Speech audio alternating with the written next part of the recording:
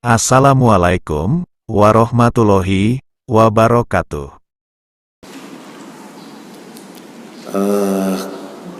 Pertama yang perlu saya beritahu bahwa selama ini dalam pikiran orang yang belum pernah ke Irian atau orang yang mungkin datang 1 hari 2 hari berpikir bahwa Irian itu adalah negeri bukan Islam. Pulau ini selalu dijustifikasi dengan Pulau Koteka, perang suku dan bukan Islam. Padahal dari catatan sejarah agama-agama yang ada di pulau ini, agama yang tertua dan agama yang pertama di pulau ini adalah agama Islam. Dari mana agama Islam masuk ke sini? Sultan Malikul Saleh dari Pasai mengutus dai-nya melakukan perjalanan dakwah ke Kedah di Malaysia. Dari Kedah mereka melanjutkan perjalanan ke Suluk di Filipina. Dari Filipina mereka turun ke Tidore, dan Tidore mereka masuk ke Fakfak pada tanggal 17 Juli 1214 Masehi. Bertemu dengan kepala suku bernama Kris-Kris. Mereka mengajarkan 2 kalimat syahadat waktu itu. Kalian mau maju, kalian mau sejahtera, kalian harus mengenal Alif Lam Lam Ha. Alif Lam Lam Ha itu adalah Allah Subhanahu wa taala, dan kalian harus mengenal Mim Ha Mim Dal. Mim Ha Mim Dal itu adalah Rasulullah Muhammad SAW. Sementara agama Kristen, jadi Islam pada tahun 1214 Masehi, dan Ibnu Battuta ternyata sudah masuk ke Maroko pada tahun 1517. Kapan agama Kristen masuk ke Irian? Tanggal 5 Februari 1855. Dan yang membawa agama Kristen ke Manokwari itu adalah orang Islam. Sultan Tidore lah yang mengantar agama Kristen pertama kali masuk ke Irian. Tepatnya di Mansinam, Manokwari, sehingga sekelompok orang di Manokwari menyebut Manokwari kota Injil. Agama Katolik baru masuk ke sana pada tanggal 14 Maret 1930. Jauh sebelumnya sudah ada Islam di sana. Dari perjalanan agama Islam di sana menghasilkan 12 wilayah kerajaan Islam yang hari ini masih ada. Hitam, keriting, Muslim. Sejarah ini juga tidak diwartakan di kawasan tengah dan barat Indonesia. Populasi umat Islam di sana juga banyak yang dilakukan pembunuhan. Peristiwa Westerling di Sulawesi bagiannya juga sampai ke pulau ini. Ada yang dibunuh di Fakak sendiri mencapai 950 orang, 17.600 orang. Bahkan di Merauke ada 7.500. Siapa yang terbunuh? Ternyata ulama-ulama dan ustadz-ustadz yang pada saat itu sedang eksis berdakwah. Tujuannya apa? Mengurangi populasi umat Islam yang ada di sana. Nama pulau ini juga diganti oleh mereka waktu itu. Nama yang pertama adalah Nuwar. Dalam bahasa Irarutu, Nuwar itu artinya negeri yang menyimpan cahaya rahasia. Diganti oleh Portugis dengan istilah Papua.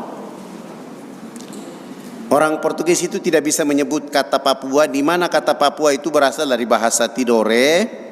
Orang Tidore dulu memanggil orang Nuwar itu Papawa, yang artinya saudara tua yang jauh. Portugis tidak bisa menyebut Papawa, dia menyebut Papua yang artinya hitam, keriting, perampok, pemerkosa, suka makan orang. Begitu Belanda menjajah Indonesia, dia juga menggunakan istilah Papua. Bahkan Belanda justru membangun The Fight in Pera Kamu hitam, kamu keriting, tidak sama dengan Maluku, Sulawesi, Kalimantan, NTT, NTB, Bali, Sumatera. Kamu harus bikin negara sendiri. Dibentuklah OPM pertama kali. Tapi mereka tidak berhasil karena ulama dan Islam sudah ada di sana. Ulama ditangkap, dibuang ke Digul, bertemu dengan Agus Salim, Muhammad Rum dan Soekarno di penjara di Digul. Mereka berdiskusi bahwa kami adalah orang Muslim dari luar, ditangkap karena bicara Republik Indonesia dan bicara tentang Islam sehingga kami dibuang ke sini. Alhamdulillah, mereka berniat setelah keluar dari penjara Digul, mereka tidak menggunakan kata Nuar, tidak menggunakan kata Papua, tapi yang digunakan waktu itu adalah kata Irian. Kata Irian berasal dari 3 bahasa, dari bahasa Biak, kata Iriana bumi yang panas, bahasa Irarutu dari kata Iriano daratan yang besar. Ketika Ibnu Battuta datang ke Merauke melihat sebagian orang telanjang, dia menyebutnya Urian. Iriana, Iriano dan Urian dalam konferensi Malino tahun 63 di Makassar ditetapkan dan disepakati dengan menggunakan kata Irian ditambah Barat dan disebut Irian Barat dan berubah menjadi Irian Jaya. Kata Irian itu artinya ikut Republik Indonesia anti Nederland ditambah Jaya. Tahun 2002 diganti oleh Presiden Abdurrahman Wahid atas usulan kelompok-kelompok yang ingin menghantam NKRI, diganti dengan istilah Papua sampai hari ini. Tapi kami anak-anak Muslim dan umat Islam tetap menggunakan kata Nuar atau Irian Jaya. Irian atau Nuar tanpa Indonesia bukan Irian. Dan kalau Indonesia tidak ada Irian bukan Indonesia. Nuar dan Indonesia satu kesatuan yang utuh sampai dunia kiamat dan bisa dijaga dengan dakwah agama Islam. Alhamdulillah, Fadlan selesai kuliah dari Makassar langsung pulang ke Irian, tidak ke Fakfak tapi ke Jayapura. Langsung jadi PNS, pegawai Nabi Sallallahu Alaihi Wasallam. Jadi dai. Mengapa harus jadi dai? Karena saya berpikirnya sederhana saja. Untuk membangun orang Irian ini dakwah satu-satunya solusi paling terbaik. Dari perjalanan itu saya mencoba untuk berdialog dengan seorang pendeta yang bernama Pendeta Alfon. Kenapa saya harus berdialog dengan beliau? Karena saya ingin memperkenalkan Islam seperti apa yang diajarkan Nabi. Walaupun tidak sama dengan diajarkan Nabi, tapi paling tidak sudah memberi informasi tentang keadaan Islam. Selesai sholat subuh, saya jalan kaki ke rumah beliau kurang lebih 200 meter. Saya lihat ketika saya menuju rumah beliau sedang lari pagi di depan halaman rumahnya. Saya percepat langkah untuk bertemu beliau. Ketika saya tunduk menuju rumah beliau lihat saya dan beliau lari masuk ke dalam rumah. Pagarnya dirapatkan, pintu rumah ditutup. Saya mengetuk pintu rumahnya di pagi hari itu. Selamat pagi. Yang keluar dari dalam adalah istri beliau.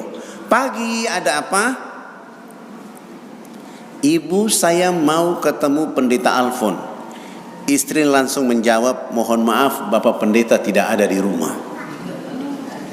Dalam hati saya baru yang tadi lari masuk itu siapa? Saya pulang. Besok pagi saya datang lagi. Selamat pagi. Anak pendeta yang keluar mengatakan mohon maaf Bapak Pendeta tidak ada di rumah. Saya pulang hari ketiga, saya datang lagi. Selamat pagi. Anak berikutnya keluar mengatakan tidak ada di rumah. Saya pulang hari keempat, saya datang lagi. Selamat pagi. Istri pendeta yang keluar menjawab tidak ada di rumah. Saya pulang hari kelima, pagi hari itu saya datang lagi. Selamat pagi. Istri pendeta keluar tetap saja mengatakan tidak ada di rumah.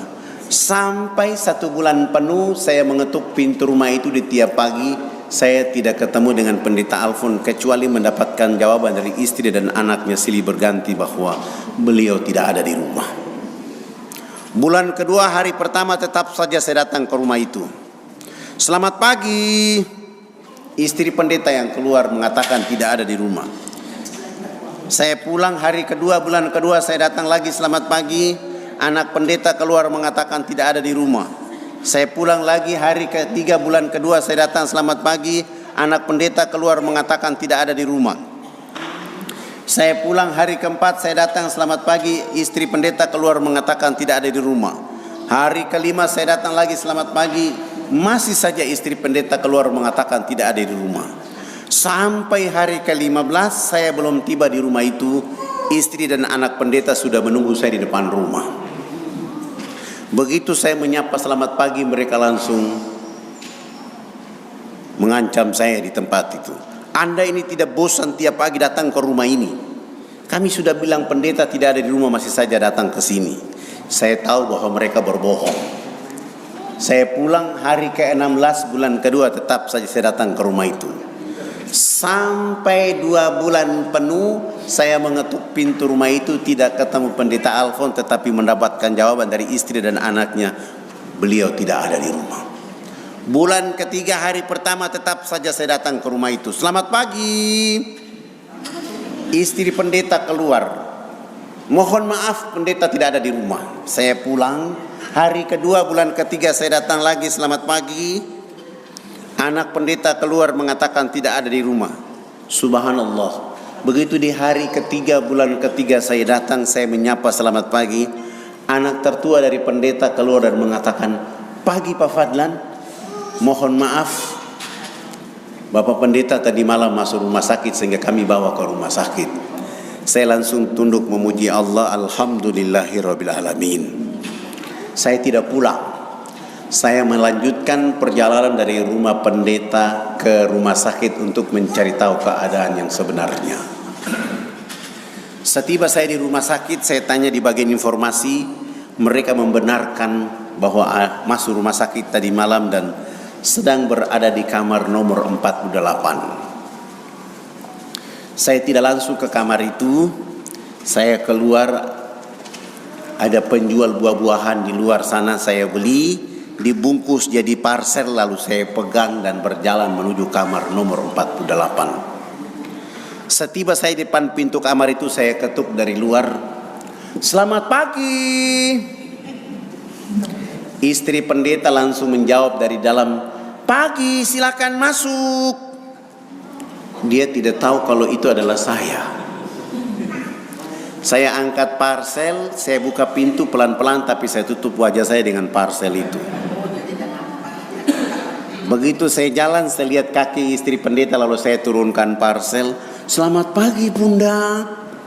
Saya dapat kabar abang pendeta jatuh sakit sehingga saya beli buah-buahan ini untuk beliau. Nanti kalau beliau bangun pagi, sampaikan salam hormat bahwa tadi Fadlan dari sini. Ketika saya cerita dengan istrinya, pendeta Alfon dari tempat tidur langsung menyapa saya, pagi Pak Fadlan. Saya tinggalkan istrinya, salaman dengan beliau dan saya mengatakan, alhamdulillahirabbil alamin, abang pendeta hari ini sungguh sangat luar biasa, saya dapat rahmat dari Allah karena saya sudah cari abang 2 bulan 3 hari. Abang ini sebenarnya tidak sakit, tapi abang mendidik istri dan anak hari-hari berbohong. Di sisi lain, abang bicara cinta kasih di gereja di setiap minggu, sementara keluarga inti diajak untuk berbohong. Nanti kalau sembuh jangan mengulangi perbuatan ini. Saya pamit pulang. 5 hari kemudian beliau sembuh, pulang ke rumah.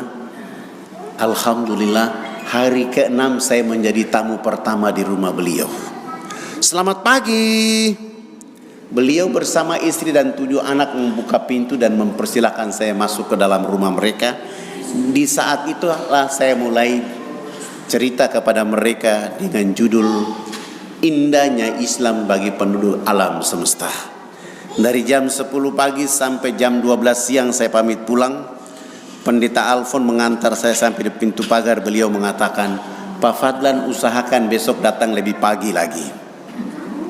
Alhamdulillah, besok pagi saya datang dari jam 7.30 sampai jam 12. Sesudah itu saya melanjutkan sholat duhur, saya kembali ke rumah itu melanjutkan sampai asar. Pekerjaan seperti ini saya lakukan 5 hari berturut-turut. Subhanallah. Menjelang waktu asar di hari kelima, Pendeta Alfon bersama istri dan 7 anak menyatakan sikap hijrah, mengucapkan 2 kalimat syahadat. Saya langsung sujud dan menangis kepada Allah Subhanahu wa taala. Saya berpikir, seandainya saya angkuh dengan Islam yang saya miliki, begitu saya diusir, saya tidak akan datang ke rumah itu lagi. Tapi dengan kesabaran yang dididik oleh Allah, alhamdulillah keluarga ini hijrah mengucapkan 2 kalimat syahadat. Saya ada sedikit tabungan, kami sewa rumah yang lebih besar, kami pindahkan mereka ke sana karena rumah yang mereka tempati adalah rumah dinas kependetaan. Alhamdulillah mereka sudah pindah ke rumah sana. Mulai nama saya ganti. Nama Alfon saya ganti dengan nama Abu Sofyan. Begitu hari Jumat, Abu Sofyan dengan anak laki-lakinya sudah mulai sholat Jumat di masjid. Begitu hari Sabtu sudah mulai sholat subuh berjamaah di masjid. Hari Minggu masih ke masjid, tetapi orang masih menunggu dia di tempat lamanya dari jam 6 pagi sampai jam 11 siang. Tidak mungkinlah Abu Sofyan ke sana karena sudah takbir, ribut Jayapura tanpa proses BAP. Fadlan dicari, langsung ditangkap dan dimasukkan untuk nginap di penjara selama 3 bulan. Alhamdulillah. Setelah keluar dari penjara, saya bilang sama teman-teman, tidak ada alasan lain kecuali kita melanjutkan pekerjaan dakwah. Kami bergeser dari Jayapura ke sini, jaraknya kurang lebih 179 km dari Jayapura. Begitu kami datang ke kampung ini, ternyata nama saya sudah disampaikan oleh gereja kalau kami datang ke situ ancaman adalah pembunuhan. Saya turun dari mobil, saya jalan terlebih dahulu menuju rumah kepala suku. Begitu saya kira-kira 7 meter dari rumah kepala suku berdiri di balik pintu rumah dengan tombak. Saya mau masuk, langsung beliau mengangkat tombak dan dia tombak kena di betis kaki kiri saya dan saya terjatuh. Ketika saya terjatuh, para dai ingin melakukan perlawanan. Saya bilang, kalian kesini bukan berperang, kita kesini berdakwah. Dan ini konsekuensinya dakwah seperti begini. Jangankan Fadlan, Rasul Muhammad sallallahu alaihi wasallam datang ke Taif, dilempar sampai tumitnya berdarah-darah. Malaikat menawarkan agar mendoakan agar diruntuhkan gunung untuk orang-orang Taif. Nabi menjawab, jika aku matikan mereka dengan bunuh, siapa lagi yang saya mengajarkan dakwah ini? Dan tugas kalian bukan melawan mereka, tugas kalian adalah mencabut tombak dari betis kaki kiri saya. Tombak saya dicabut, kaki saya dibungkus dengan baju kaos dalam. Kami lari ke rumah sakit. Saya harus tidur di rumah sakit selama 3 bulan untuk masa penyembuhan. Setelah sembuh sehat walafiat, saya coba lari pagi, kaki saya sudah kuat dan saya bilang, tidak ada alasan lain kecuali kita kembali ke kampung ini. Dai ribut, mereka bilang apa? Ustadz kan sudah ditombak di sana. Jangan kamu bangun permusuhan dengan orang, kita sedang berdakwah. Tidak ada alasan lain kami kembali ke sini. Begitu kami datang ke sana, kepala suku yang memberi hadiah tombak di betis kaki kiri saya 3 bulan lalu terserang penyakit malaria, tidak punya uang, tidak ada kendaraan di sana. Kamilah satu-satunya kendaraan yang ada di sana. Begitu saya menuju rumah beliau, anak tertuanya keluar dan mengatakan, saya tanya, mana bapak kepala suku? Anaknya menjawab, abang, bapak kepala suku terserang penyakit malaria sudah 2 minggu. Kami tidak punya uang, kami tidak ada mobil yang bisa bawa ke kota. Saya langsung jawab, kita yang bawa, kita datang menjemput bapak kepala suku untuk dirawat di rumah sakit.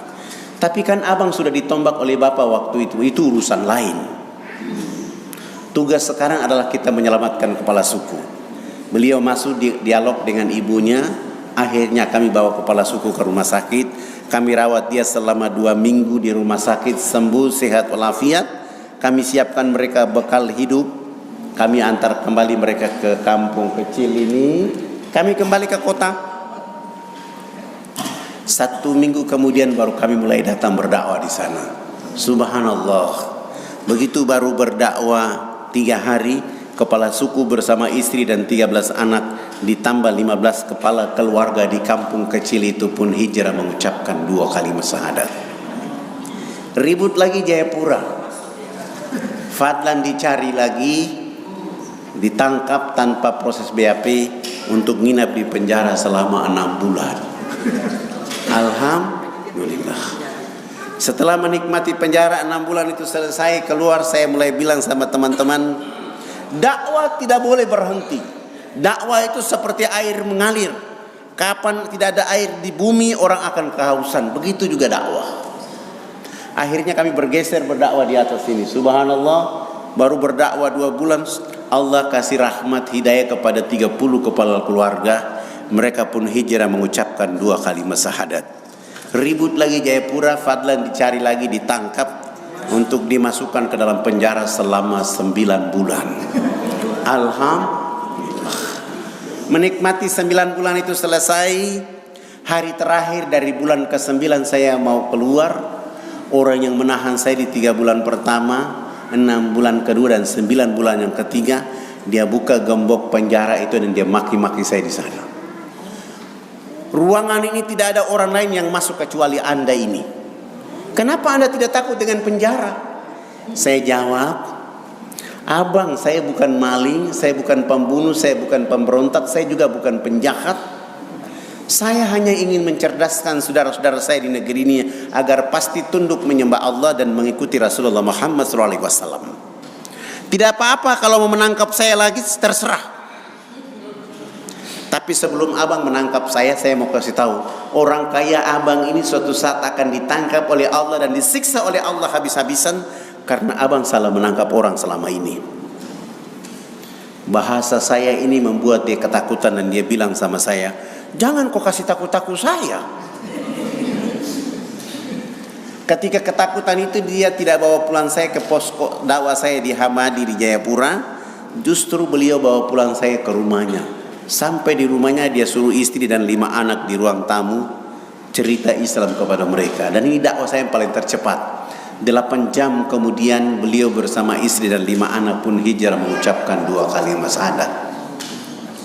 Saya menunggu kira-kira saya mau ditangkap lagi, ternyata sudah tidak ada. Orang yang menangkap saya sudah syahadat. Saya mulai berpikir, tidak ada pekerjaan yang paling bergengsi di dunia ini kecuali dakwah. Maka tidak ada alasan lain kita melirik dakwah dari Jayapura ke Wamena. Tidak punya uang, belum punya fasilitas dakwah, mau dan tidak mau jalan kaki. Dan kami coba jalan kaki seperti ini. Berapa lama dari Jayapura jalan kaki ke Wamena? 3 bulan baru sampai. Tapi kan kami sudah berniat bahwa ini pekerjaan bergengsi, maka tidak ada alasan lain. Kami baru jalan kaki 1 bulan di jalan, teman-teman saya 19 orang itu betis kaki kiri dan kanannya sudah bengkak. Dan mereka bilang kalau kita memaksa diri untuk sampai ke lokasi, tenaga kita sudah habis, kita belum berdakwah, kita sudah diancam oleh orang.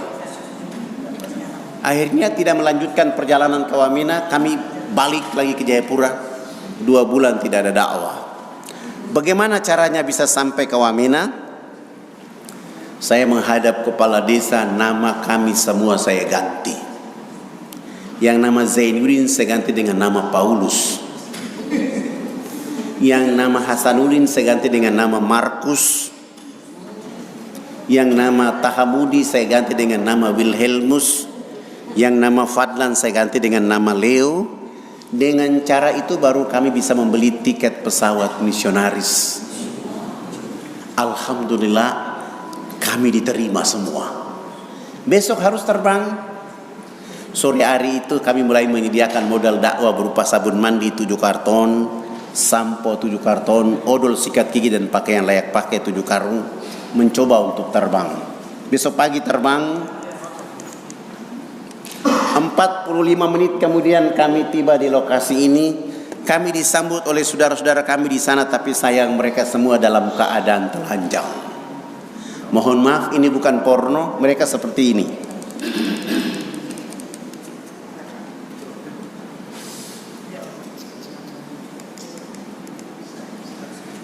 Ketika melihat kondisi ini, saya mulai mengatakan bahwa 1 minggu pertama kita tidak boleh berdakwah. Kita akan bermain dengan mereka, melakukan hubungan dengan mereka, sampai mencari tahu mereka siapa sebenarnya. Begitu sudah bermain akrab, lalu saya tanya kepada kepala-kepala suku, kenapa sampai bapak-bapak telanjang seperti begini? Mereka menjawab, kami dilarang tidak boleh pakai pakaian.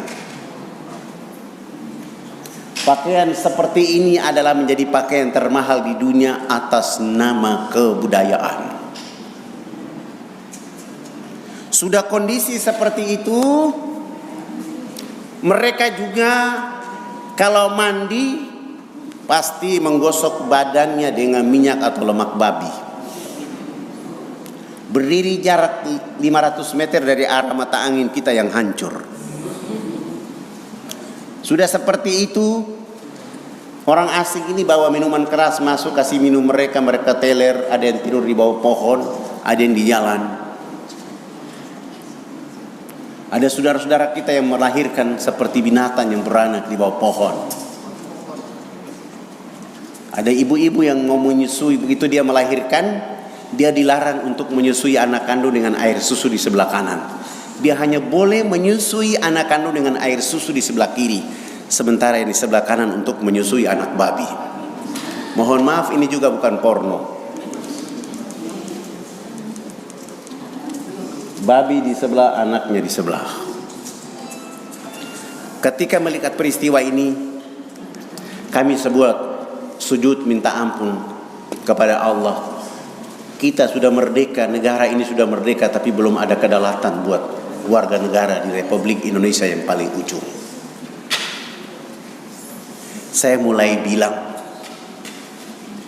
tidak ada agama lain yang bisa merubah keadaan ini kecuali agama Islam.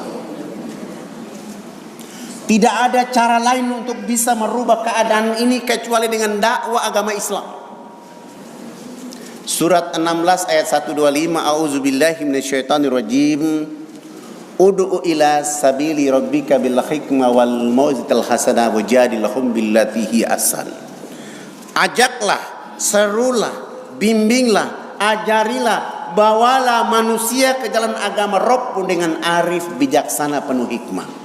Saya tadabbur ayat ini dengan tidak menggunakan apa-apa kecuali menggunakan sabun mandi, sampo, odol, sikat gigi dan pakaian layak pakai. Minggu kedua dakwah dimulai. Kami bawa kepala sukunya ke pinggir sungai. Sampai di pinggir sungai saya bilang, Bapak, koteka dibuka dulu. Begitu koteka dibuka, beliau bersama kami jebur masuk dalam sungai. Setelah itu naik, saya lihat beliau kedinginan. Saya bilang, Allah, kita berdiri di belakang, para dai berdiri di depan. Saya kasih mereka sabun, sampo. Saya di belakang mereka, kepala suku di samping kanan saya. Dan saya ambil satu sabun, saya kasih kepala suku dan saya bilang, Bapak kepala suku ikut gerakan kami. Begitu kami gosok sabun di sebelah kanan, kepala suku ikut gosok sabun di sebelah kanan. Kami gosok sabun di sebelah kiri, kepala suku ikut gosok sabun di sebelah kiri. Tubuh badan kami sudah penuh dengan busa sabun. Saya ambil sabun dari tangan kepala suku, saya ganti dengan sampo 1 botol. Rambut kami orang Irian ini kalau belum kena air dengan sampo itu rambut tenang-tenang saja. Kepala suku begitu dia siram sampo di rambutnya, dia keramas. Rambut keribu keriting itu dia mekar kayak bunga yang berkembang. Sehingga busa sampo itu makin tinggi. Begitu makin tinggi, jatuh kena hidung kepala suku. Kepala suku ini mencium bau harum dari sampo, langsung pergi, tidak mau lagi bilas dengan air.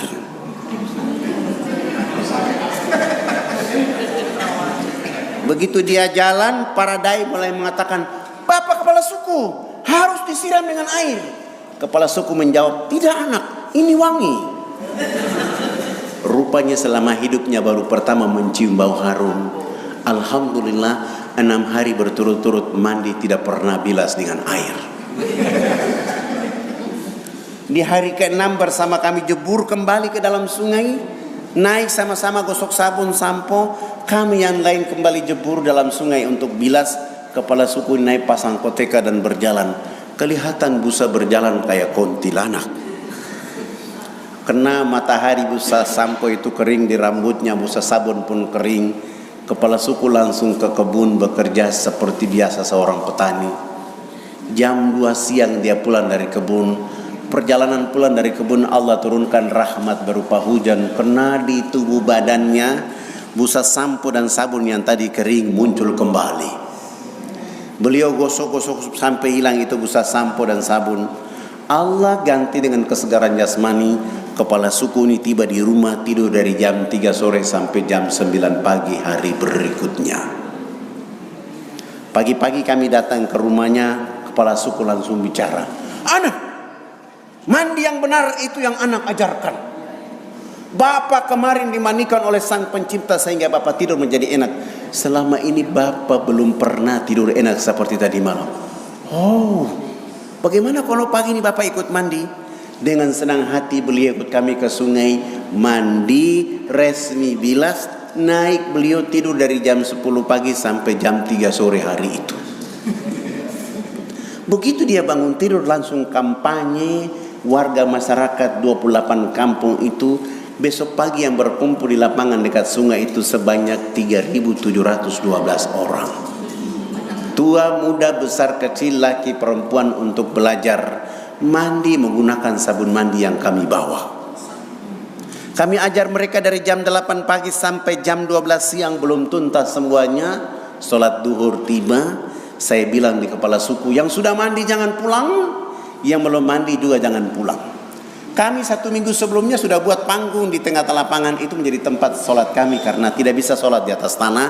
Di lokasi sana babi sangat banyak. Begitu kami wudhu selesai ini di atas panggung, yang sudah mandi maupun yang belum mandi tadi duduk di bawah panggung sholat. Salah satu dai dia qomat dan saya takbir. Allahu Akbar. Teman-teman dai di belakang saya pun ikut takbir. Allahu Akbar. Begitu kami takbir, yang sudah mandi maupun yang belum mandi yang duduk di bawah panggung, semuanya serentak berdiri, langsung berputar keliling panggung sholat dengan berlawanan arah jarum jam. Mereka keliling tawaf seakan-akan kami itu Ka'bah. Apa yang dilakukan oleh mereka? Ternyata mereka berputar keliling panggung sholat itu untuk memperhatikan dan mengamati gerakan-gerakan sholat duhur yang kami lakukan. Begitu saya salam ke kanan, Assalamualaikum warahmatullahi. Salam ke kiri, Assalamualaikum warahmatullahi. Kepala suku besar itu langsung loncat naik di atas panggung sholat dan mengajukan beberapa pertanyaan. Anak, kenapa anak dengan teman-teman berdiri dan angkat tangan dan mulutnya bicara-bicara? Itu maksudnya apa? Saya bilang subhanallah, baru mandi cerdas begini. Saya mencoba menjawab pertanyaan yang jawaban yang masuk di akal mereka. Bapak kepala suku, mama-mama dan masyarakat, kami 20 orang ini agama kami Islam. Dalam agama kami diperintahkan Tuhan Allah Sang Pencipta dalam 1 hari 5 kali menghadapnya di saat dan waktu yang ditentukan. Tadi kami berdiri mengangkat tangan itu artinya kami menyerahkan sepenuhnya kami punya jiwa, kami punya raga, dan kami punya kehidupan kepada Tuhan Allah. Dan yang kami bicara-bicara itu adalah Allah Maha Besar. Diri kami dan kehidupan ini kecil sehingga tangan kiri kami malu menutup dada kami.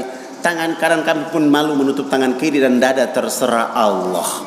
Mau menghukum kami terserah, mau memberi kami hadiah terserah. Karena kami sudah menyerahkan sepenuhnya jiwa, raga, dan kehidupan kami kepada Tuhan Allah. Kepala suku mendengar penjelasan saya, langsung beliau mengatakan, oh, ini agama yang benar. Menurut Bapak kami sudah Islam. Beliau mengajukan pertanyaan berikutnya.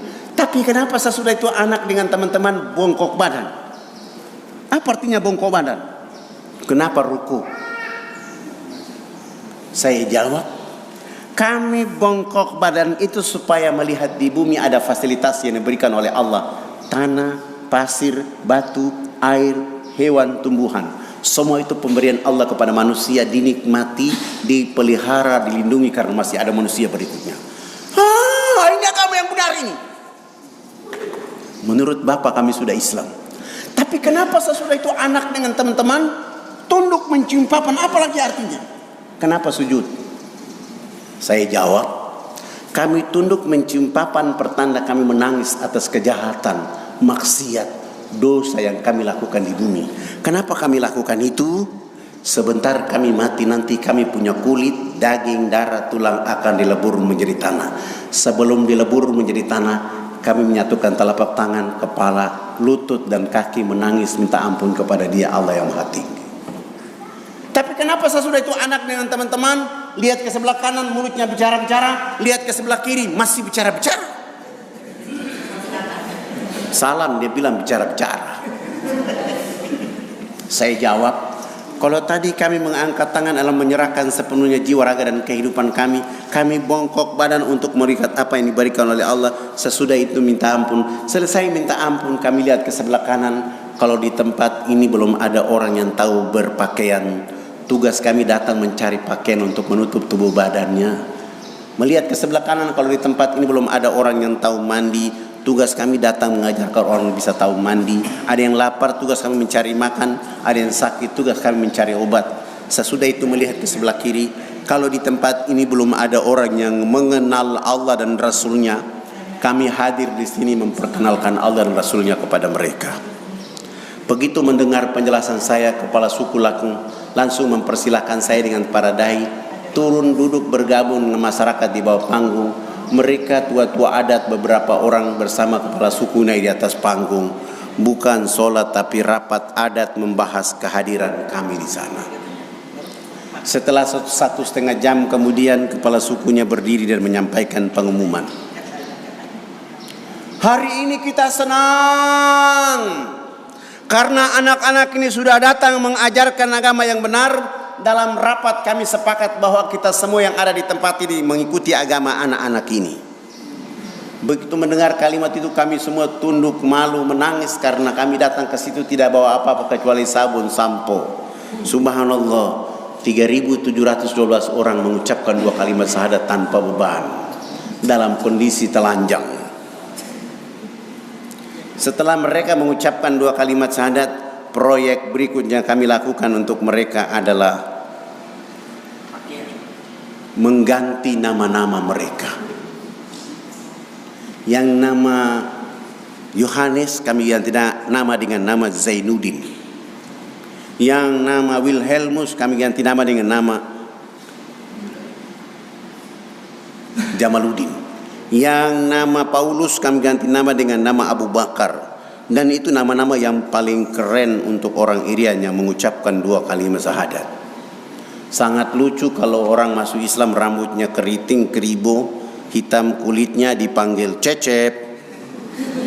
Tidak cocok. Atau dia masuk Islam rambutnya keriting dipanggil Sutrisno. Tidak cocok. Setelah mengganti nama-nama mereka, proyek berikutnya yang kami lakukan adalah melaksanakan hitanan massal mulai dari umur 7 bulan sampai umur 63 tahun. Alhamdulillah, saya kembali ke Jayapura, ketemu dengan ayahanda Dr. Kolonel Mulia Tarmizi dari Angkatan Laut. Saya bilang bahwa dulu waktu di mahasiswa kita bicara HMI, kenapa sekarang kita tidak memanfaatkan Angkatan Laut untuk hitanan massal di atas? Alhamdulillah, beliau menggerakkan Angkatan Laut, kita bisa hitan saudara-saudara kita di sana. Sesudah itu beliau bilang, harus kita kasih tahu Pak Harto supaya wilayah ini pembangunannya dipercepat. Beliau bikin surat, fax ke Jakarta, Pak Harto balas, silakan bawa kepala-kepala suku. Alhamdulillah, kami mulai membawa kepala suku. Subhanallah, kepala-kepala suku ini sudah pakai celana panjang, sudah pakai kemeja, bahkan sudah pakai jas. Tapi belum bisa pakai sepatu. karena ukuran kakinya rata-rata nomor 47. Tidak ada jenis sepatu itu, terpaksa kami menggunakan sendal jepit kelebihan tumit, terbang Makassar. Di Makassar istirahat 6 jam. Saya bawa kepala suku keliling kota Makassar untuk melihat pembangunan. Kembali ke airport, terbang ke Jakarta. Kami dari Cengkareng langsung menuju Wisma Haji di Jalan Jaksa, Jakarta Pusat. Kami istirahat di sana, pagi-pagi bangun, sholat subuh selesai, mandi, sarapan, dan kami menuju ke istana. Sampai ke istana, bawa rekomendasi dari Angkatan Laut. Bagian Pas Pampres mengatakan Pak Harto menunda pertemuan, bukan pagi ini, tempatnya juga dipindahkan, juga bukan di sini. Harusnya jam 10 pagi di istana, dipindahkan ke rumahnya jam 4 sore di Jalan Cendana. Kami kembali ke Wisma Haji, makan siang, sholat duhur, istirahat, bangun, mandi, sholat asar, dan kami menuju ke Jalan Cendana. Begitu kami datang, subhanallah, Pak Harto di tengah-tengah kesibukan kenegaraan, memimpin bangsa dan negara, menyambut kehadiran kepala-kepala suku, salaman, berpelukan, dibawa masuk ke dalam ruang tamu, dikasih makan, dikasih minum, dikasih oleh-oleh, dikasih bingkisan, dikasih uang tiket. Pak Harto pun memberi mereka beberapa uang saku. Sebelum menyerahkan uang saku, Pak Harto minta supaya kepala suku salah satu dari mereka bicara, konferensi pers. Lalu kepala suku besarnya bicara, "Bapak tidak pantas jadi presiden. Presiden macam apa hanya bangun Makassar? Presiden macam apa hanya bangun Jakarta? Pemilu nanti saya akan bicara supaya Haji Muhammad Soeharto tidak boleh lagi dipilih jadi presiden." Kepala suku ini bicara pakai bahasa daerah, Pak Harto juga tidak tahu. Tapi subhanallah, Presiden Soeharto tidak ada prasangka buruk negatif kepada kepala-kepala suku. Beliau dengan senyum dan mengatakan, "Segera diterjemahkan." Tidak mungkinlah saya menerjemahkan seperti itu. Saya mulai mengambil makna yang diinginkan oleh kepala suku dan saya mengatakan, "Bapak Presiden yang terhormat, hari ini kepala-kepala suku sungguh bahagia bisa bertemu dengan Bapak Presiden." Dan kepala suku besar tadi mengatakan, "Haji Muhammad Soeharto layak jadi Bapak Pembangunan Nasional." Dengan cara inilah Pak Harto langsung mengangkat telepon, menelpon Menteri Agama. Kepala-kepala suku itu diberangkatkan haji pada tahun itu juga. Dengan cara ini Pak Harto menelpon Menteri Sosial, kami dibantu pembangunan rumah layak huni sebanyak 917 unit rumah dengan program ABRI Masuk Desa. Pak Harto pun menyumbang 28 masjid. Pak Harto pun menyumbang 1000 karung pakaian, 600 karton sabun, sampo, odol, sikat gigi. Dan Pak Harto mengatakan anak-anak yang sudah sadat dibawa ke Muhammadiyah Ciputat, Muhammadiyah Jogja, Prambanan, sana pantai asuhan ke Semarang sampai ke Malang, anak-anak itu kami bawa. Dan beliau mengatakan dakwah dari Jakarta ke kampung sana tidak menggunakan kapal pelni tapi menggunakan pesawat Hercules dari Halim Perdana Kusuma. Hari ini Pak Harto sudah tidak ada, tapi kekuatan dakwahnya menjadi jaminan NKRI tetap ada di pegunungan sana. Bapak Ibu yang dirahmati oleh Allah Subhanahu wa taala, kami terus melakukan itu sampai dakwah berjalan terus-menerus. Bahasanya cuma sederhana. Kenapa perlu dakwah di Irian? Saya selalu bilang di mana-mana, orang Indonesia itu bukan orang Sumatera, bukan orang Jawa, bukan orang Maluku, bukan orang Sulawesi, bukan orang Kalimantan, bukan NTT, NTB, Bali. Orang Indonesia adalah orang Irian. Kenapa? Yang pertama sholat subuh di Republik Indonesia adalah orang Irian. Pertama sholat duha adalah Irian. Pertama sholat Jumat di Indonesia orang Irian. Yang pertama buka puasa orang Irian. Yang pertama sholat Idul Fitri orang Irian. Seandainya tidak ada orang Islam di Irian, menjelang waktu subuh tidak ada orang yang takbir Allahu Akbar, Allahu Akbar. 1 jam kemudian baru Indonesia Tengah. Allahu Akbar. Allah akan tanya kepada orang Indonesia Tengah dan Indonesia Barat, selama saya kasih rahmat kemerdekaan, apa yang kamu lakukan untuk negeri ini? Sehingga perlu. Yang kedua, kalau di masa Nabi Sallallahu Alaihi Wasallam punya sahabat yang hitam keriting suaranya merdu, maka di masa kemerdekaan orang Indonesia punya Bilal. Bilal itu adalah orang Irian, mereka yang mengawali kehidupan bangsa. Maka sangat mudah membangun orang Irian dengan cara menghidupkan jiwa mereka. Nggak ada gunanya bangun tol, karena yang menikmati bukan orang kampung, orang berduit. Sehingga jiwanya harus dihidupkan. Kita tidak sadar, bangunlah jiwanya, bangunlah badannya untuk Indonesia Raya. Sudah ada APBN, sudah ada Otsus, kenapa tidak ada perubahan di Irian? Masih ada saja orang dibunuh. Ada apa? Karena hati mereka tidak disentuh dengan jiwa yang benar. Dan alhamdulillah kami terus bekerja sampai hari ini, dan terus bekerja sampai Allah menjemput nyawa kami. Kami sudah menitipkan negeri ini untuk Indonesia, bahwa selamatkan dakwah di negeri itu. Dan kami sudah punya cita-cita besar. Saat 100 tahun Indonesia merdeka 17 Agustus 2045 terjadi Indonesia Emas. Indonesia Emas itu karena orang Irian semua sudah memiliki Islam yang baik dan benar. Kepala suku di pegunungan sana mengatakan begini, kalau mau Indonesia ini makmur, sejahtera, dan kalau mau Palestina itu merdeka, perbanyak rusa di Irian. Ini kepala suku bicara filosofi. Kalau mau Indonesia ini makmur, sejahtera, dan Palestina itu merdeka, perbanyak rusa di Irian. Maksudnya dakwah supaya orang Irian semua masuk Islam, itu kemakmuran akan kita ketemu di Indonesia. Dan kemakmuran kalau kita sudah dapat Indonesia, Palestina pasti memiliki kemerdekaan karena Irian sudah Muslim semuanya. Pesan inilah yang kami kejar untuk memperbaiki dari waktu ke waktu. Dan kami sangat ambisi merubah keadaan itu. Saya ingin putar satu slide yang tidak ada hubungan, tapi saya ingin berinspirasi. Kebangkitan itu datang dari Indonesia. Kebangkitan Islam akan dari Indonesia. Saat ini belum ada. Walaupun kita jumlah mayoritas 225 juta, masjid terbanyak di dunia Indonesia 908.000 masjid, pesantren terbanyak di dunia adalah Indonesia 32.000, majelis taklim terbanyak di dunia adalah Indonesia. Kenapa saat ini kita belum bangkit? Satu kata saja, dakwah belum maksimal.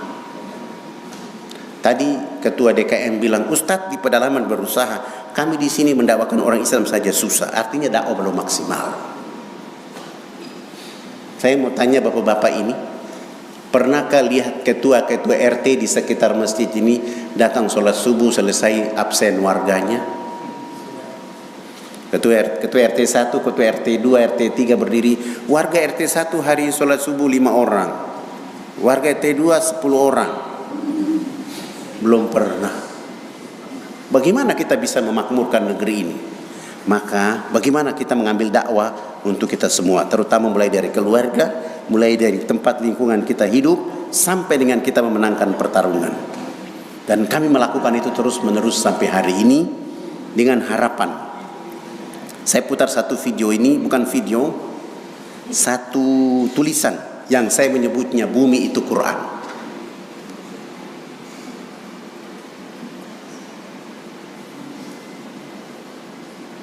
Supaya bisa Bapak tahu kenapa saya ambisi berdakwah di Irian.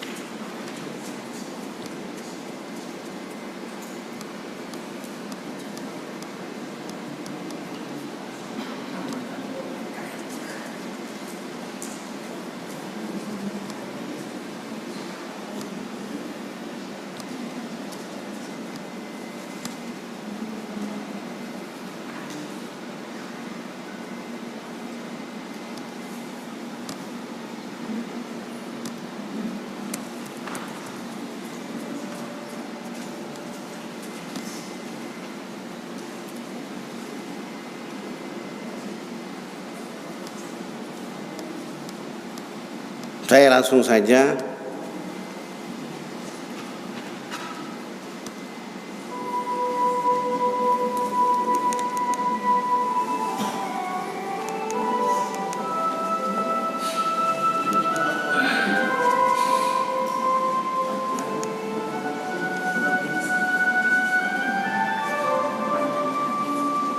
ini adalah bola dunia, peta dunia menurut gambar. Mari kita lihat firman Allah.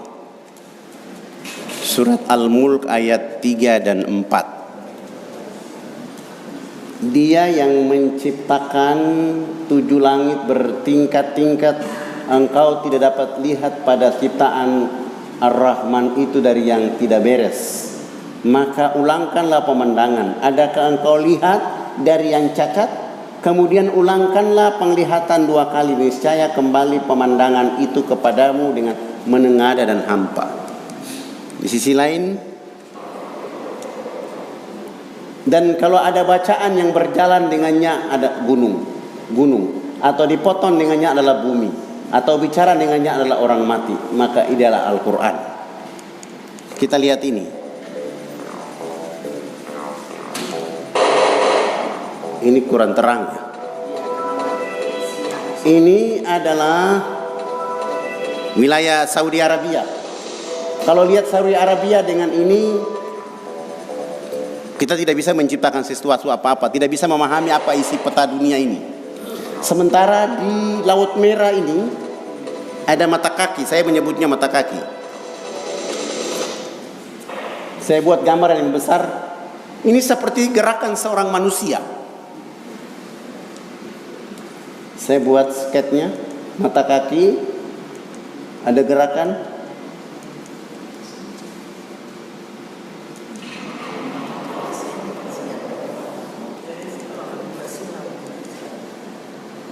Manusia Mediterania sedang sujud.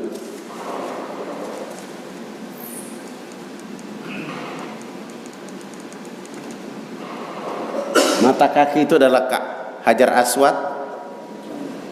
Lutut kanan itu adalah sudut Iraki, lutut kiri adalah Samsi, sudut Yamani adalah lutut mata kiri, mata kaki kiri. Sujud adalah Hijr Ismail.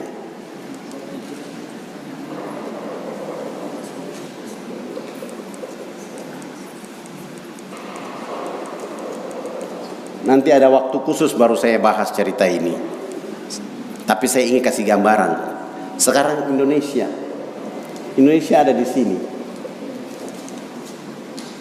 Dilihat dari ayat ini, jika perang Uhud kamu kalah, sesungguhnya umat Islam pada saat perang Badar menang dan orang kafir pun kalah. Allah akan pergilirkan masa kejayaan dan kehinaan itu kepada manusia. Silakan lihat Indonesia.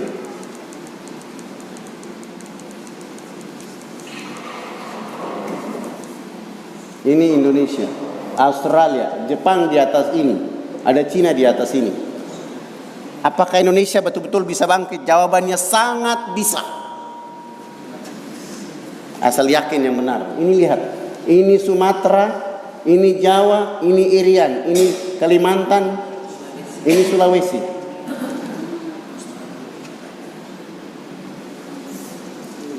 Pulau Irian yang asyhadu an la ilaha illallah.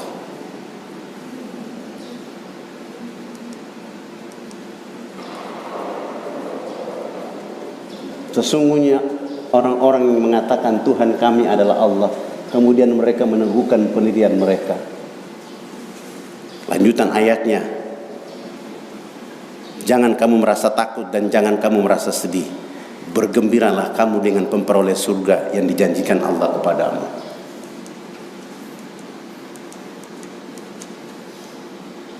Ini Pulau Irian kalau berdiri, bukan skate, ini kita ambil dari gambar NASA.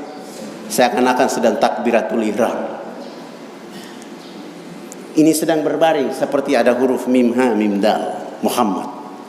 Jadi saya mau kasih tahu, orang OPM ingin mau merdeka, mereka tidak akan merdeka sampai dunia kiamat. Karena ikatan pulau ini tidak ada gambar tulisan Yesus, nggak ada. Allah balik dia menjadi kepala burung, tapi dia menggambarkan huruf mim ditarik ke bawah, Manokwari Nabire ditarik ke atas lagi Pulau Biak, Dal ditarik ke Jayapura, ketemulah huruf ini. Sehingga kami sungguh yakin kebangkitan itu datang dari Indonesia, oleh karena mereka semua seperti kepala suku tadi bilang, kalau Indonesia sudah sejahtera, Indonesia sudah makmur apabila rusa sudah banyak kedirian. Yang dimaksud oleh beliau rusa itu adalah agama Islam. Bagaimana caranya? Kita harus kerja berjamaah. Ibu bapak di masjid ini kumpul sabun mandi, seperti ayahanda Haji Ahmad Khairuddin sudah mengirim sabun mandi bertonton, tapi hilang selama 5 tahun tidak ketemu, baru ketemu. Hari ini kita ketemu di tempat ini, agar bagaimana kita menjaga negeri sana. Karena kami sungguh yakin bahwa saat energi bumi ini habis, pulau ini masih menyimpan energi untuk dunia, dan itu adalah Indonesia.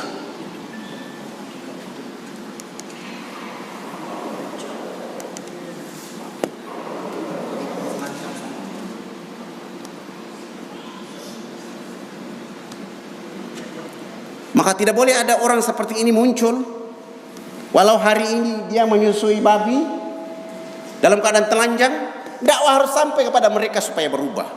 Dan alhamdulillah itu berjalan. Ini mantan pendeta yang membawahi 75 gereja di Manokwari juga harus mengucapkan 2 kalimat syahadat. Kepala suku Asmat yang membawahi 2.800 kepala keluarga juga harus syahadat. Kepala suku yang panah saya di Timika juga harus syahadat. Kepala suku yang tombak saya di pegunungan sana juga harus syahadat. Dan selanjutnya mereka ini semua hadir karena dakwah ini. Ini dai-dai kami di kampung-kampung sana. Hari ini alhamdulillah lembaga kami namanya Al-Fatikafa Nusantara AFKN sudah punya 1.500 dai. Dari 1.500 dai itu 500 dai muhajirin. Ada yang dari Jawa Timur, Jawa Tengah, Jawa Barat, ada yang dari Jakarta, ada dari Sumatera. Mereka ini kita bawa ke sana, menyuruh mereka menikah dengan anak-anak kepala suku lalu tinggal di sana. Dan subhanallah anak-anak keturunan mereka gagah, ganteng, cantik. Nah, kalau pemuda di sini yang belum menikah, jangan menikah orang di sini. Lapor kepada pengurus masjid, Pak Ustadz Fadlan, ada pemuda dari Grand Hijau ini ada 10 orang mau menikah orang Irian. Kita bikin acara nikah masal di Jakarta. Akhwatnya adalah gadis dari Irian.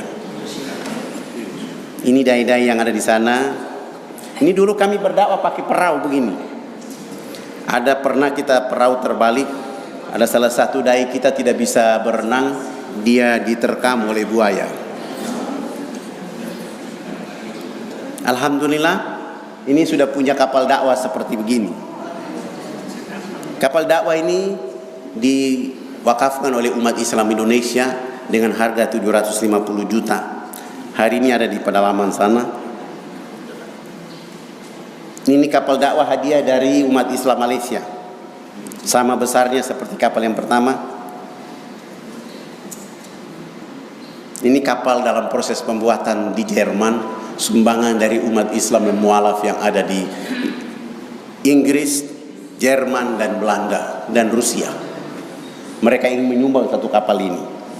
Dan mohon doa dari Bapak Ibu, kami juga saat ini mendapatkan wakaf pesawat dari teman-teman di Thailand.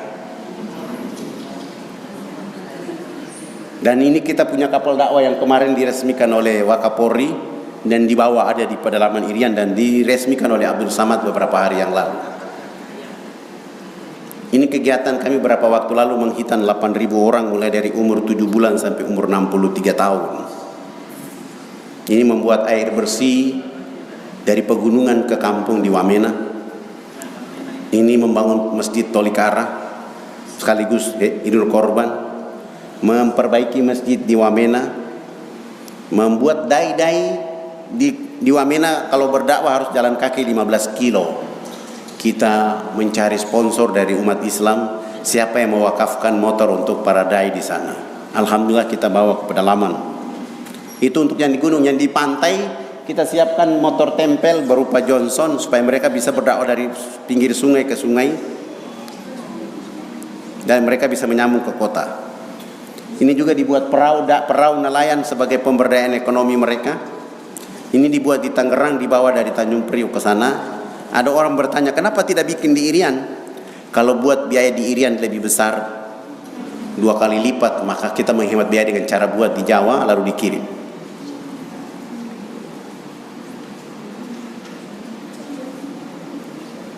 Ini mereka yang sudah pakai jilbab. Program 6 juta jilbab tidak cukup. Kita rubah jadi 21 jilbab juga tidak cukup. Kita rubah lagi jadi 21 jilbab, dan saat ini kita telah menampung jilbab untuk saudara-saudara perempuan kita ada di sana. Karena jilbab sekarang menjadi pakaian tren di Irian. Karena kalau wanita Irian tidak pakai jilbab, rambutnya jabri kayak pohon. Tapi begitu dia pakai jilbab, kondisi kedudukannya seperti orang Sudan atau orang-orang dari Yaman.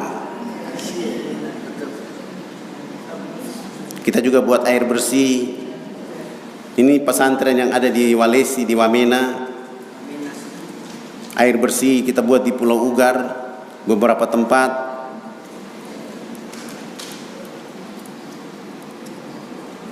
Dan ini sekolah yang dulu kita buat, sekarang kita ganti dengan sekolah yang lebih baik lagi. Di pedalaman sudah orang pakai jilbab.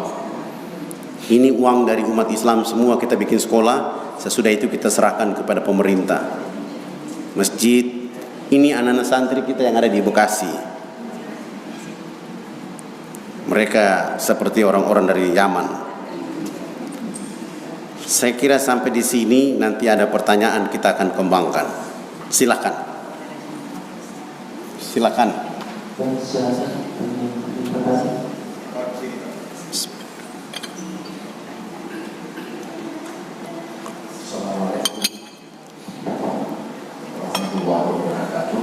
Terima kasih Ustaz bahwa telah bersedia datang kemari.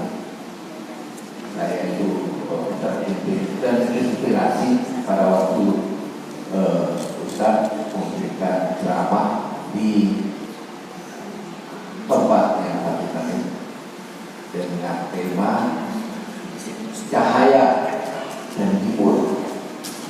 Rupanya apa yang sudah diperlihatkan oleh Ustaz itu betul-betul cahaya dan hibur. Sebab saya pernah tinggal di Irian Jaya waktu itu, mulai tahun 65. Jadi Ustaz mungkin baru berumur 2 tahun. Dan saya juga pernah ke Papua dan betul-betul melihat bahwa perkembangan yang dilakukan oleh Ustaz demikian besar. Pada waktu saya berkeliling di Irian itu Susah terutama itu betul-betul masih panjang semua di pedalaman. Dan saat itu juga digembar-gemborkan bahwa orang pedalaman itu buas, sehingga istri saya yang ikut pada tahun itu harus dilengkapi dengan senjata cis untuk jangan sampai rekan-rekan Irian yang dari pedalaman datang mengganggu orang-orang yang berambut lurus. Jadi saat itu memang dibuat sedemikian rupa memecah belah dilakukan. Di sana pada saat berkeliaran orang-orang mabuk dengan botol-botol birnya, dan yang memungut botol-botol bir itu untuk dijual ke Jakarta, yang orang-orang rambut lurus. Pada waktu saya meresmikan kantor saya di Solo dan Fakta, itu dihumus-humuskan bahwa kawan-kawan saudara-saudara kita di India itu akan melumpas rambut lurus, tapi dengan apa yang dilakukan oleh saudara itu sangat-sangat memberikan kita untuk apresiasi. Dan kawan-kawan ini setelah melihat yang demikian mungkin timbul pemikiran bagaimana kita membantu Ustadz Taulan dalam memajukan Irian atau sekarang Papua. Nah, inilah yang makanya saya dengan susah payah meminta kepada Ustadz Taulan waktu itu untuk melakukan ceramahnya di Masjid Gerahani. Sangat-sangat terima kasih bahwa Bapak sudah bisa menyampaikan hal yang demikian, dan dengan jelas bagaimana perjuangan Bapak itu akan menjadikan Indonesia atau khususnya mungkin dari Irian menjadi cahaya yang berasal dari timur untuk perbaikan Islam. Mari kawan-kawan dukung Tio. Ini hal yang sangat-sangat penting bagi kita. Sebab saya tahu dengan mata kepala sendiri 50 tahun yang lalu bagaimana kawan-kawan kita itu diterbelakangkan oleh Belanda, dan mungkin saat ini masih ada. Sebab saya lihat bahwa mereka yang masih merdeka itu dijadikan tujuan wisata. Nah, ini mohon Bapak berdua bagaimana untuk menghapus objek wisata yang demikian. Sebab saya masih dengar bahwa itu menjadi tujuan wisata.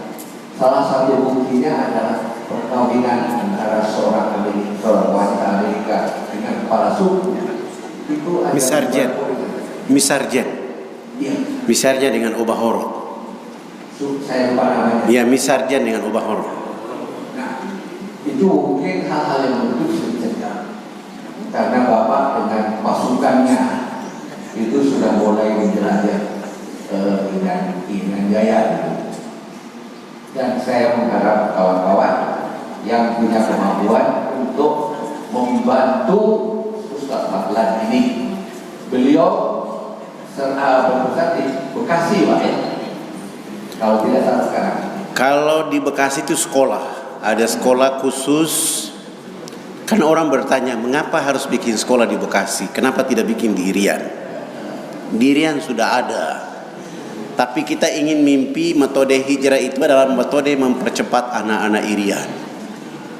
Saya memilih Bekasi itu dengan ketentuan pertama, ketika anak-anak Irian ini belajar Quran dengan baik, belajar sunnah dengan baik, belajar ilmu-ilmu lain yang baik, kita ada kerjasama dengan teman-teman dari Lemhanas, TNI dan polisi, agar setiap 3 bulan sekali memberi pemikiran kebangsaan Indonesia kepada mereka. Sehingga mereka pulang cirinya adalah Indonesia. Dia tidak bicara dia orang Irian, tapi dia adalah orang Indonesia. Alhamdulillah hari ini yang sudah pulang 3.543 orang. Dibagi 62 kabupaten masih sedikit, Pak. Kita sedang kejar supaya bisa anak-anak ada yang masuk tentara, masuk polisi. Dan kalau umpama bapak-bapak punya eksis tertinggi ke Panglima TNI dan Kapolri, minta jatah supaya anak-anak muslim Irian itu bisa mengambil hak. Karena kalau mereka tidak jadi jenderal, kita juga susah mengatur strategi lain. Tapi jenderal yang betul-betul mencintai Republik Indonesia, ya kami sedang melakukan itu.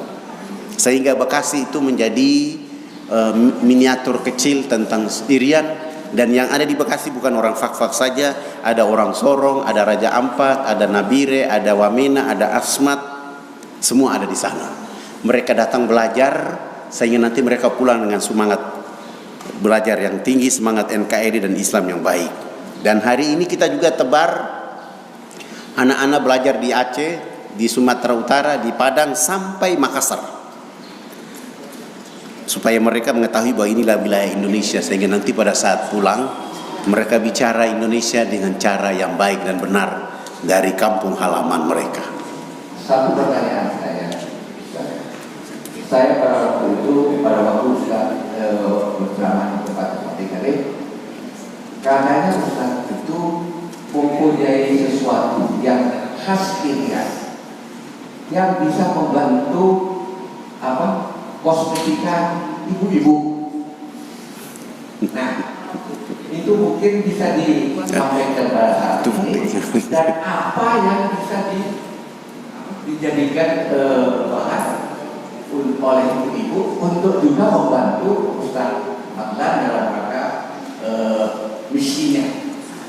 Oh iya, jadi begini Ayahanda, itu kita ada proyek pemberdayaan ekonomi masyarakat.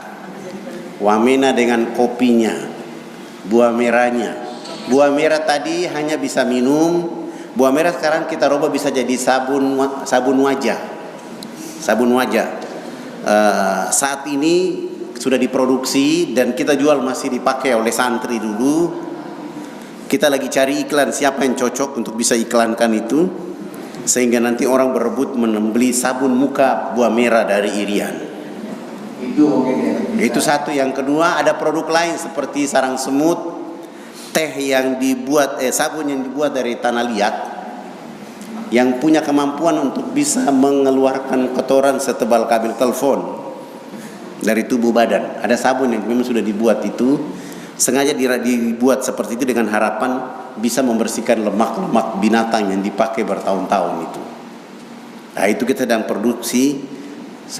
Tadi kita lupa ya, kita mesti bawa, jadi kurang lebih ada 281 item pemberdayaan ekonomi, termasuk ikan mentah, ikan salmon dan ikan lain-lain. Bisa beli sama saya, harganya agak mahal ya. Aku kayak produksi, mau promosi di sini gitu. Jadi ada produksi itu nanti kita bawa untuk ketika ada acara-acara seminar, kita akan tampil untuk pameran di situ. Silakan.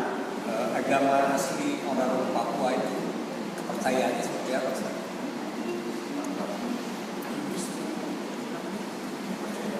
Islam masuk 1414. Kepercayaan orang aslinya itu. Orang asli. Ini orang aslinya masuk Islam ini. Sebelum Islam sama seperti orang di Jawa, animisme juga. Iya. Khusus mereka yang ada di pegunungan, kenapa mereka menyembah mumi? Cerita mumi itu begini.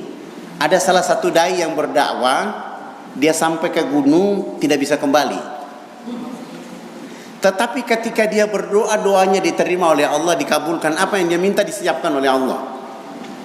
Sehingga orang melihat ini orang ajaib, orangnya karomah sekali. Begitu dia meninggal dunia tidak dikubur, justru diasap sehingga tubuh badannya itu masih kuat, dan itu dijadikan tempat penyembah. Setelah saya lihat, oh ini dalam sejarah ini orang yang hilang, ternyata dialah yang nama dia adalah Noak. Noak itu adalah orang-orang pegunungan yang mengajarkan Islam pada masa lalu, yang telah terputus dakwanya dengan mereka yang ada di pantai. Tapi alhamdulillah sekarang sudah ketemu dan masyarakat sudah mengerti bahwa yang dimaksud dengan menyembah Allah itu adalah kepada Allah, tidak melalui manusia. Nah, kita sudah lakukan itu, dan alhamdulillah sampai hari ini tiap tahun kita berangkatkan kepala-kepala suku itu 50 orang tiap tahun. Karena kerjasama dengan teman-teman dari Saudi Arabia supaya kepala-kepala suku ini bisa berangkat. Kalau kita minta ke Kementerian Agama selalu mengatakan tidak ada, jadi langsung kita ke kedutaan Saudi supaya bisa dapat. Kalau di masa Pak Harto, insya Allah kita bisa dapat kemudahan. Sampai hari ini Kementerian Agama belum memberi peluang itu kepada mereka yang, saya berpikir sederhana, kalau uang haji itu dipakai untuk memberangkatkan kepala-kepala suku Irian pergi haji tiap tahun, saya kira umat Islam Indonesia tidak marah. Ini uang haji dipakai untuk infrastruktur. Bingung kita bagaimana caranya. Oke, silakan Bunda.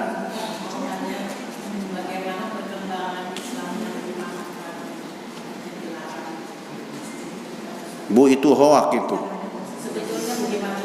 Oh, sama seperti bahkan masjid terbesar di Manokwari itu ukuran 50 kali 50 meter. Sekarang lagi pembangunan. Dan mohon doa, kami akhir Januari ini ada orang yang syahadat di sana. Dan ada acara hitanan massal di sana yang sudah disiapkan oleh para dai. Saya akan berangkat ke sana setelah dari Palu dan dari Jawa Tengah. Kami akan ke sana untuk melaksanakan acara hitanan massal, kurang lebih 2.700 orang. Dan Kota Injil itu hanya sebutan saja, Bunda. Jadi bukan dalam perda. Injil itu ada bahasa indah, jelita, apalagi ya. Mereka memberi nama itu sesuai dengan masuknya Injil, tapi bukan berarti melarang orang tidak boleh bangun masjid. Saya bangun masjid Umar bin Khattab di gapura yang mereka tulis selamat datang di Kota Injil, di sebelah ada masjid Umar bin Khattab. Dan anak-anak Manokwari sudah mulai dari waktu ke waktu untuk mereka hijrah masuk Islam. Ada yang lain? Silakan. Kalau mengacu ke tema yang kalau mengacu dari tema yang dibahas tadi kan sudah sampaikan perkembangan dakwah di Papua. Memang kalau boleh dijelaskan sedikit, mungkin pemetaan yang sudah kita lakukan di Papua itu sudah sejauh mana? Ini yang perlu saya sampaikan. Karena kan wilayah Papua itu sangat luas sekali kan. Apalagi sekarang wilayah administrasi Papua ini terbagi dua, ada Papua Barat dan Papua. Nah, mungkin di sini saya sekedar ingin beri masukan ke Ustaz, karena kebetulan alhamdulillah dalam 1 tahun terakhir ini saya sudah beberapa kali bolak-balik ke Papua sampai ke pedalaman. Khususnya yang tempat saya datang ini adalah saya pernah datang ke Kabupaten Puncak, pemekaran dari Puncak Jaya, itu Pemukian.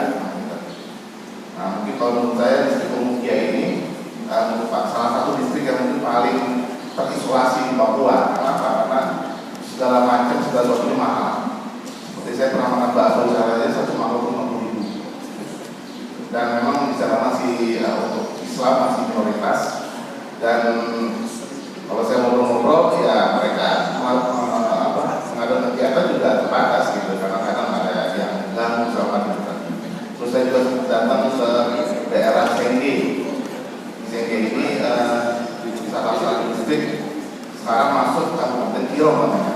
Sebelumnya itu Jepura. Di sana juga kalau saya lihat jumlah umat Islam sedikit, mereka sebenarnya butuh gitu kan sekolah masjid, tapi ya karena di sana mayoritas Kristen gitu kan, jadi ya mereka hanya bisa paling kalau acara kegiatan apapun ya sebatas budaya mereka saja gitu.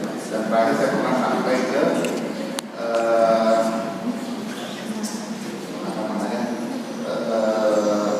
Sarmi. Kalau Sarmi sih kalau saya lihat lumayan bagus gitu kan. Cuman memang tetap kan sama mayoritas masih Nasrani. Mereka lebih dominan dalam melakukan kegiatan. Kalau di Sarmi ini kalau saya lihat unik. Itu di Sarmi itu ada bangunan berhadapan antara masjid dan gereja dan prosesnya sama-sama besar. Hanya membedakan kalau di sini mungkin umumnya kan kalau setiap menjelang maghrib kan ada suara merontal segala macam. Kalau di Sarmi ini kalau menjelang maghrib itu ya lagu-lagu gereja gitu sampai ada sama. Jadi ini sudah segera masalah saya, dan yang ingin saya mohon dijelaskan ke Ustaz adalah pemetaan sejauh mana ya sampai. Oke. Terima kasih. Saya putar satu video ini. Ini wilayah pembentangan dakwah kita.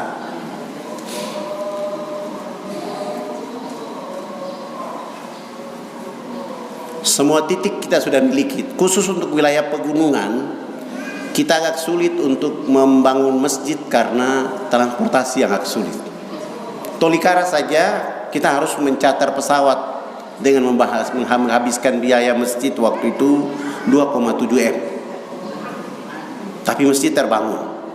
Wilayah-wilayah kecil yang tadi antum sebut itu sudah ada orang kita di sana, cuma kita menggunakan cara pelan tapi pasti.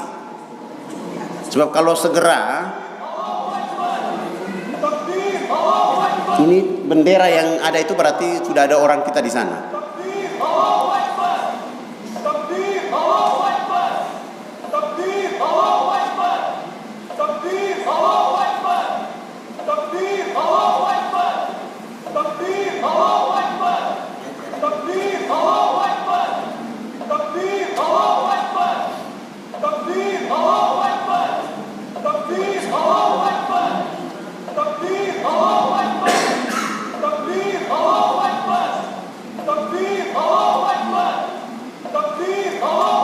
Kita akan buat jalan ini yang dari Timika ini akan berjalan sampai tembus ke Wamena, sampai ke atas gunung.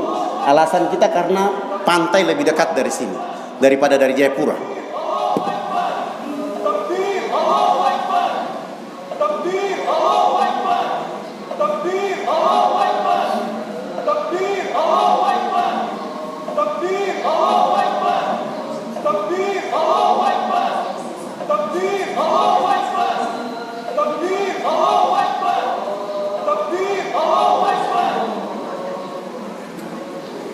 Wilayah-wilayah ini sudah 1.500 dai menempatinya.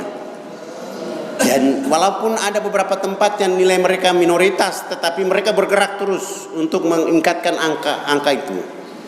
Sehingga kami mengatakan bahwa kalau dengan cara ini adalah dakwah di lokasi, tapi anak-anak mereka diambil. Anak-anak pendeta yang masuk Islam kita bawa keluar, suruh belajar di Bekasi sampai dia jadi S1 selesai baru disuruh pulang. Itu metode dakwah berikutnya. Ada metode dakwah berikutnya lagi adalah dengan cara menggunakan bidan. Kami hari ini punya bidan di Irian sudah 1.700. Ditaruh di kampung-kampung yang bukan Islam. Dia melayani ibu-ibu yang bukan Islam melahirkan. Begitu anaknya lahir, dibersihkan darahnya. Ini bidan angkat telinganya, angkat lalu dia ajan dan komat. Kalau dia wanita di komat, laki-laki ajan. Di ujung ayatnya dia minta izin sama orang tuanya, saya doakan supaya anak ini dia jadi orang hebat masa depan. Kalimatnya nanti kalau dia besar dia mengucapkan 2 kalimat syahadat. Hari ini sudah 1.800 anak masuk Islam dengan cara itu. Dan kami terus bekerja untuk itu. Dan saya juga putar satu video ini supaya orang masuk Islam, pakaian belum ada, akhirnya sholat dengan telanjang. Sholat dengan sebagian pakai baju, sebagian tidak.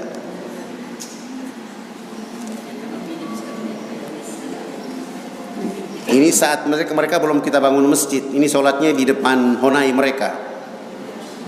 Ini kepala sukunya sholat dengan koteka. Bukan karena tidak ada pakaian, bukan. Untuk bawa pakaian dari kampung terdekat ke sini kami harus jalan kaki 10 hari 10 malam. Alhamdulillah teman-teman TNI dengan kekuatan angkatan udara kami pakai helikopter mereka untuk membawa bantuan itu ke sana. Dan ini kami lakukan terus menerus. Dan alhamdulillah hari ini kita sudah punya transportasi darat baru 6 buah. Belum cukup.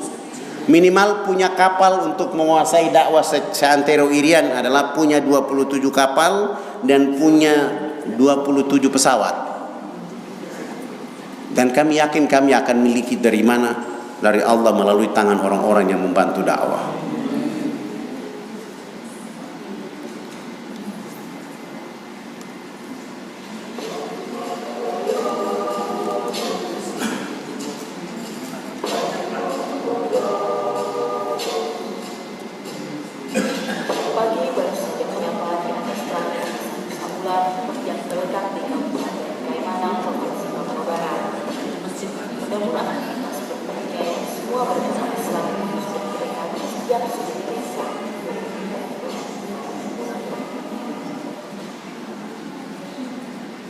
Desa Nusa Ular dihuni oleh 53 kepala keluarga atau sekitar 208 jiwa.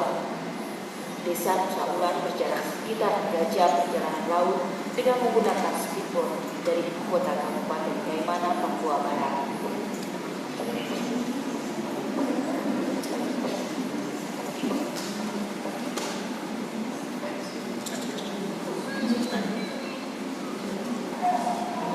Hari ini rombongan Ustaz Adlan menuju Desa Nusa Ular untuk menyalurkan bantuan dari umat Islam di Jakarta yang berupa Al-Quran.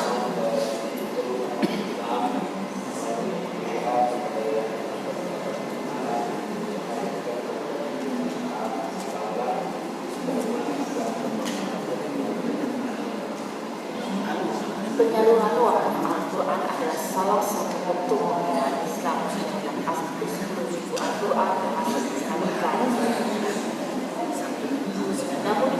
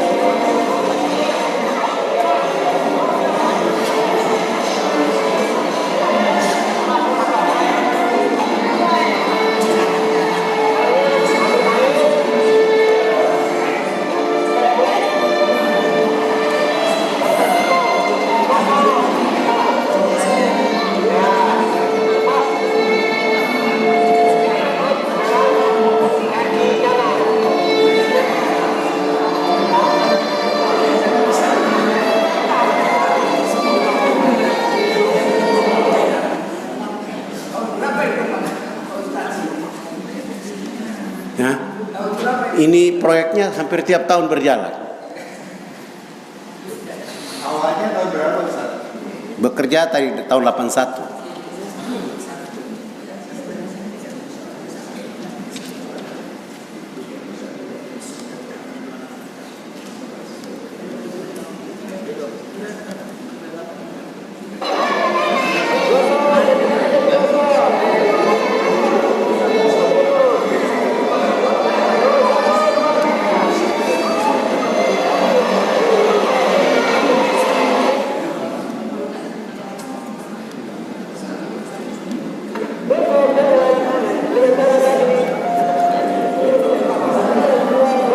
Yang akhwat sebelum ini dipakai baju dulu, percobaan pakai pakaian.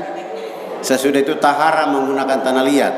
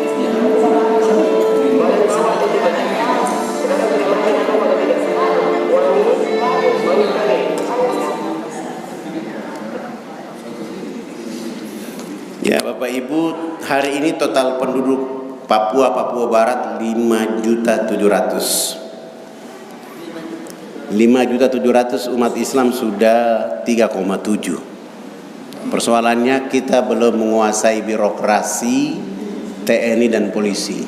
Sehingga kami membuat dakwah berikutnya adalah program SDM dibangun untuk menguasai birokrasi, sehingga mereka ditempati jadi camat, jadi guru, jadi bidan, jadi dokter. Akhirnya akan mereka merambat ke dalam birokrasi supaya bisa mengatur strategi langkah berikutnya untuk itu. Di sisi lain, kami sedang mempersiapkan 3.500 anak khusus untuk hafiz Quran. Boleh jadi nanti suatu saat imam di masjid ini berasal dari anak Irian dari pesantren di Bekasi. Itu kita sedang bercita-cita untuk itu dan hari ini sedang mempersiapkan.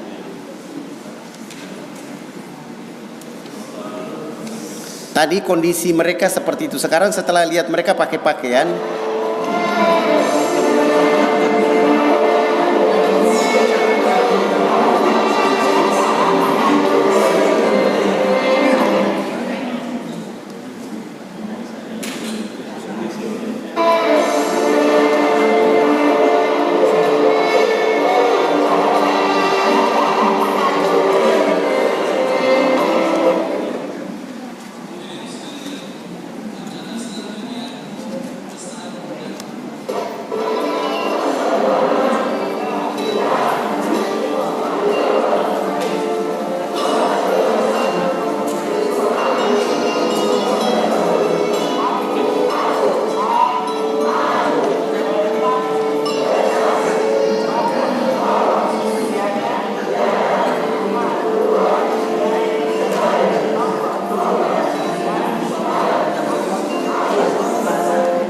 mereka gunakan di lingkungan mereka secara setiap saat. Setelah mereka mengucapkan 2 kalimat syahadat, maka kita akan membersihkan dengan tanah liat. Tampak juga mereka antusias sekali setelah mereka mengucapkan 2 kalimat syahadat, dan kini mereka menggosok atau mengeluarkan daki-daki, lemak-lemak babi ataupun lemak-lemak binatang yang mereka makan. Minyaknya mereka pakai untuk menggosok diri mereka. Ini mereka keluarkan. Setelah itu kita akan membawa mereka untuk memperkenalkan bagaimana mandi yang baik, mandi yang benar menurut kemanusiaan ataupun yang diajarkan oleh al-Islam.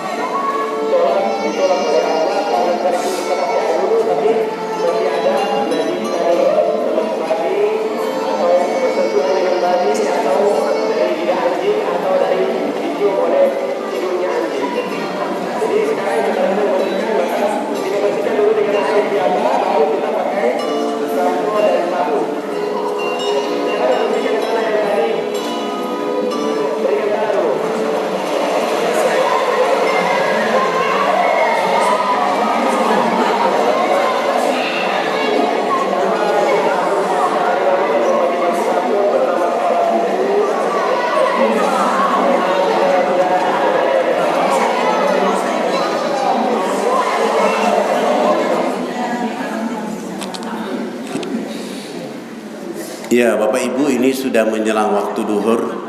Ada yang masih bertanya? Mungkin kita tutup saja dulu. Kita tutup saja dulu. Nanti kalau ada pertanyaan-pertanyaan, kita lanjutkan di ruang sebelah.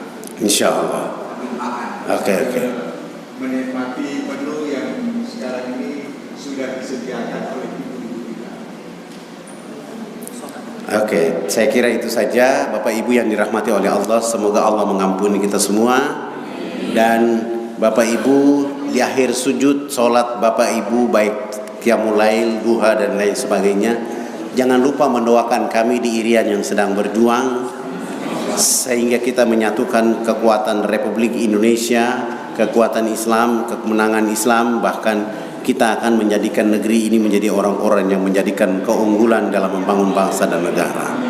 Saya kira itu saja. Mohon maaf lahir batin. Subhanallah bihamdika asyhadu an la ilaha illa anta astaghfiruka wa atubu ilaik. Wassalamualaikum warahmatullahi wabarakatuh.